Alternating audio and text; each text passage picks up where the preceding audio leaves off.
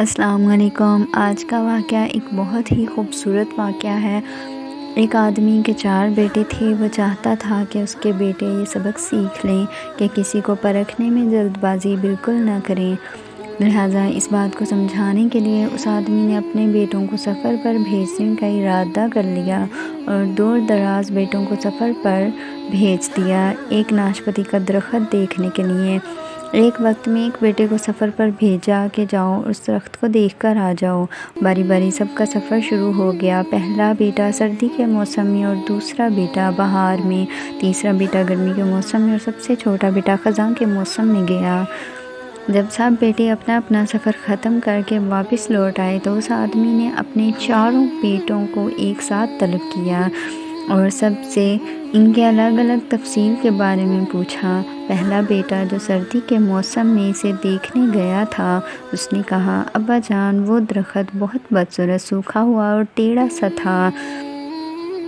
دوسرے بیٹے نے کہا، اے والد محترم وہ درخت تو ہرا بھرا تھا، ہرے پتوں سے بھرا ہوا تھا۔ تیسرے بیٹے نے ان دونوں بھائیوں سے اختلاف کیا اور کہا کہ وہ درخت تو فروٹ سے بھرا ہوا تھا اور یہ کہ اس سے پہلے اس نے اس سے حسین منظر کبھی نہ دیکھا تھا۔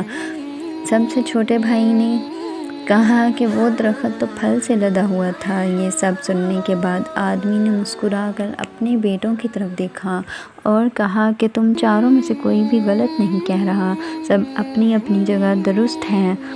سب یہ سن کر بہت حیران ہوئے کہ یہ کیسے ممکن ہے۔ باپ نے اپنی بات جاری رکھتے ہوئے کہا، میرے بیٹو تم کسی بھی درخت یا آدمی کو صرف ایک موسم یا ایک حالت میں دیکھ کر کوئی حتمی فیصلہ نہیں کر سکتے۔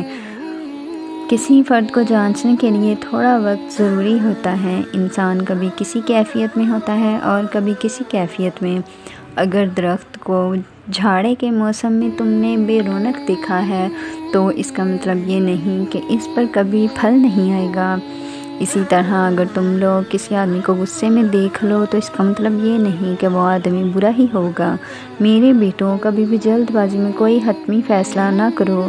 کسی کو اس وقت سمجھا یا پرکھا جا سکتا ہے جب تمام موسم اسی کے اوپر گزر جائیں۔ اگر تم سردی کے موسم میں ہی اندازہ لگا کر نتیجے پر پہنچ جاؤ تو گرمی کی ہریالی یا باہر کی خوبصورتی اور بھرپور زندگی سے لطف اندوز ہونے سے رہ جاؤ گے۔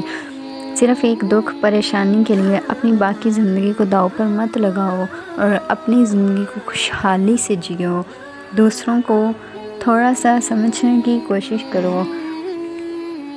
ان کے ساتھ جتنی دیر گزارو گے تبھی کچھ سمجھ میں آئے گا۔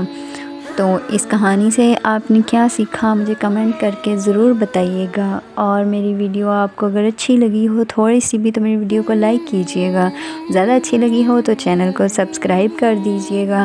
اوکے، تھینک یو، اللہ حافظ، اپنا خیال